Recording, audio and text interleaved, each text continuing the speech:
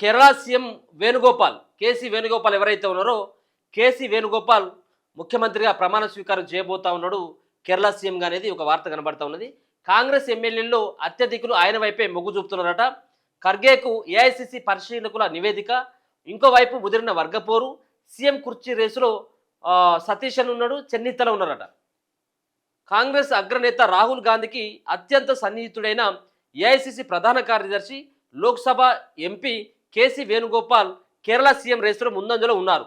AICC పరిశీలకులు ముకుల్ వాస్నిక్, అజయ్ మాకెన్ ఆధ్వర్యంలో గురువారం తిరువనంతపురంలో జరిగిన సిఎల్పి సమావేశంలో ఎక్కువ మంది ఎమ్మెల్యేలు వేణుగోపాల్కి ఓటేసినట్లు తెలిసింది.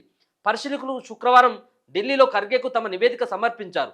అంతే సాఫీగా జరిగితే 11న అంటే సోమవారం వేణుగోపాల్ సీఎంగా పదవి ప్రమాణం చేస్తారని విశ్వసనీయ సమాచారం.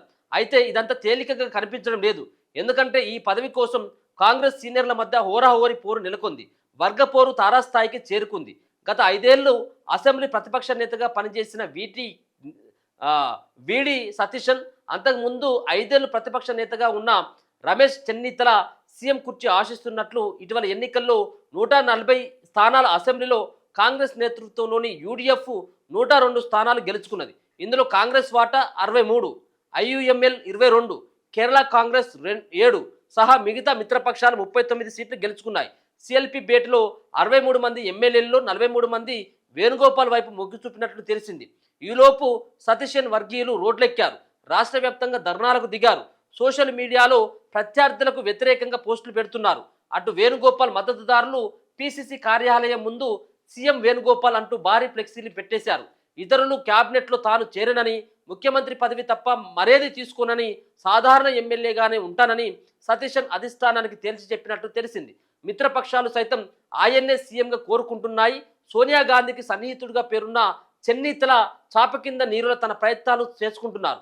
దీంతో సతీశన్ చెన్నిత్తలకు అధిష్టానం నచ్చజెపుతున్నట్లు తెలిసింది. మిత్రపక్షాలతో కూడా సంప్రదింపులు జరిపాకే సీఎం అభ్యర్థిని ప్రకటించి 11న ప్రమాణ స్వీకారం చేయించాలని భావిస్తున్నది. మధ్య మార్గంగా మాజీ సీఎం కరుణాకరన్ కుమారుడు కరుణాకరన్ సైతం కూడా అంటే కె కరుణాకరన్ సైతం తెర మీదకి వచ్చే అవకాశాలున్నాయని కాంగ్రెస్ వర్గాలు అంటున్నాయి. కాగా సిఎల్పి భేటీలో అందరూ ఎమ్మెల్యేల అభిప్రాయాలు తీసుకోలేదని, వేణుగోపాల్ అభ్యర్థిత్వానికి మద్దతు అడిగారని ప్రత్యర్థి వర్గాలు విమర్శిస్తున్నాయి. ఇదిలా ఉండగా తిరువనంతపురంలోని కేరళ పిసిసి కార్యాలయంలో కాంగ్రెస్ నేత చెర్యున్ ఫిలిప్ ఎమ్మెల్యేల బిందు కృష్ణను కౌలించుకొని ప్రయత్నం చేయడంపై విమర్శలు వెల్లువెత్తుతున్నాయట. ఇదో కథ. ఇది ఏమవుతుందంటే కాంగ్రెస్ పార్టీలో మనం అంటాం కదా, అన్ని పార్టీల కంటే కాంగ్రెస్ పార్టీలో అంతర్గతమైనటువంటి ప్రజాస్వేచ్ఛ ఉంటుందని చెప్పేసి, ఈ అంతర్గత ప్రజాస్వేచ్ఛ ఏ స్వేచ్ఛ అర్థం కాదు. కానీ మొత్తానికి వీళ్ళపైన వీళ్ళ బురదలు చల్లుకొని, వీళ్ళని జుట్లు పీక్కొని, వీళ్ళపైన వీళ్ళకు కాళ్ళు లాగి ఎదుగుతున్నటువంటి వాళ్ళని గుంజేసి ఈ వ్యవహారం అంతా నడుస్తూ ఉంటుంది. ఇప్పుడు ప్రభుత్వం ఇప్పుడు అట్లా అంటే బీజేపీ పార్టీకి పశ్చిమ బెంగాల్లో వచ్చింది, మెజార్టీ వచ్చింది పశ్చిమ బెంగాల్లో. ఇప్పుడు పశ్చిమ బెంగాల్లో సువేందు అధికారికి ఇస్తే సువేందు అధికారి పేరు అనౌన్స్మెంట్ చేసిన తర్వాత ఏ ఒక్కరైనా కానీ బయటకు వచ్చిందా? అంతెందుకు, ఆల్రెడీ పశ్చిమ బెంగాల్లో మెజార్టీ తీర్పు వచ్చినప్పుడు బీజేపీ పార్టీకి ఎవరైనా కానీ నేనున్నాను రేసులో అని చెప్పేసి ఎవరైనా బయటకు వచ్చి ప్రకటించిందా? వర్గాలుగా విడిపోయి ముఖ్యమంత్రి వీళ్ళంటూ ఏమైనా ఫ్లెక్సీలు ఎవరైనా ఎక్కడైనా కట్టంగా చూసిందా? అంటే కాంగ్రెస్ పార్టీలో వీళ్ళే చులకన పలసనగా చేసుకొని ఈ విధమైనటువంటి పరిస్థితి దారితీస్తూ ఉంటుంది. కేసీ వేణుగోపాల్ అర్హుడు కాదంటే 100% అర్హుడే కాంగ్రెస్ పార్టీలో.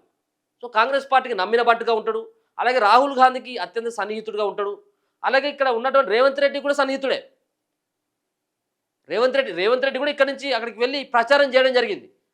అంటే దాంట్లో ఎక్కువ భాగంలో ప్రచారం చేసిండు అంటే సో ముఖ్యమంత్రిగా ఆడ గెలిచిన తర్వాత ముఖ్యమంత్రిగా అయ్యేది అక్కడ ఆయన వేణుగోపాల్ అవుతాడు అన్నటువంటి ఉద్దేశంతో రేవంత్ రెడ్డి కూడా ప్రయత్నాలు చేసిండు బాగానే ఆడ గెలవడం కోసం. సో మొత్తానికి అక్కడ కేరళ సీఎంగా వేణుగోపాలేనా అన్నటువంటి ఒక ప్రశ్న మార్క్ అయితే కనబడతా ఉన్నది.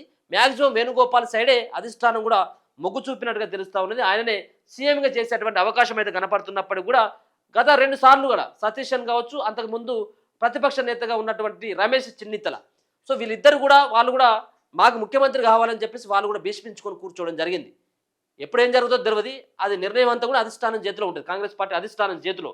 అది వాళ్ళు ఏం నిర్ణయిస్తే అదే ఫైనల్. ఇక చూడాలి మరి సోమవారం రోజు 11వ తారీఖున వాళ్ళు ప్రమాణ స్వీకారం ఉంటుంది పోతా ఉందని మరి ఎవరు ప్రమాణ స్వీకారం చేస్తారు మరి వేణుగోపాల చేస్తాడా సతీష్ అని చేస్తాడా లేకపోతే రమేష్ చెన్నితల చేస్తాడా అనేది మనం రేపటి వరకు ఏమైనా క్లారిటీ వచ్చేటువంటి అవకాశం కనబడతా ఉన్నది.